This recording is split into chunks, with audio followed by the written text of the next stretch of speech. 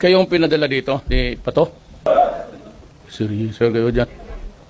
Alam mo, kung yung presidente na hindi taga Maynila, ha? Di ako sanay ng mga paikot-ikot, probinsyano ako, at matagal akong mayor sa aming syudad. Kilala ko kayo. Laking pulis ako. Ayaw ko na lang magyabang kung bakit, pero laking pulis ako. Alam ko kayo diretso-diretso. Alam mo, kayo pumasok, nasa isip siguro ninyo, paging pulis, pag may baril, may badge, yun na yun. At naghahanap ng hanap buhay, dagdag sa sahod ninyo. Alam ko na ang sahod ninyo maliit. Kaya nga ako naghanap ng pera at inuna ko kayo. Talagang kayo by the end of this year, dublado na ang sweldo ninyo. Kaya naman, meron talagang mga kagaya ninyong mga ulol na ugok.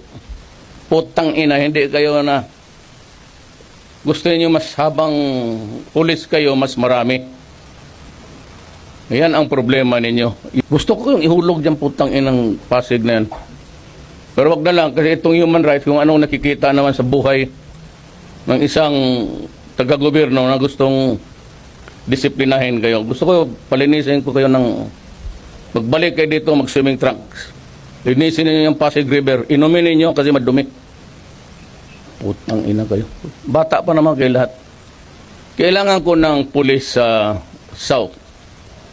Kulang ang pulis sa Basilan kasi maya't maya pinagpaputok-putok yung mga istasyon doon, ubos. Kayo, lahat ngayon nandito.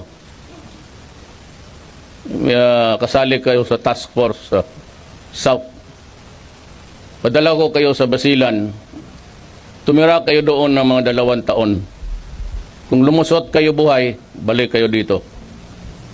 Kung doon kayo mamatay, sabihin ko sa pulis, wag na magasto na para dalhin pa kayo dito, doon na kayo ilibing. Wala naman kayong mga... Doon ipakita yung kalokohan ninyo.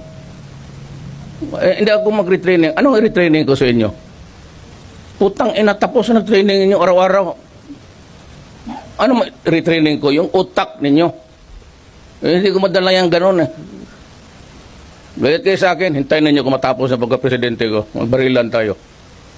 Kala siguro ninyo na let's check kayo, papatulang ko talaga kayo. Prepare to move out. I'll give you 2 weeks from now, 15 days. Start to move out. If you do not want to go there, go to your superior officer and tell them that you are going to resign.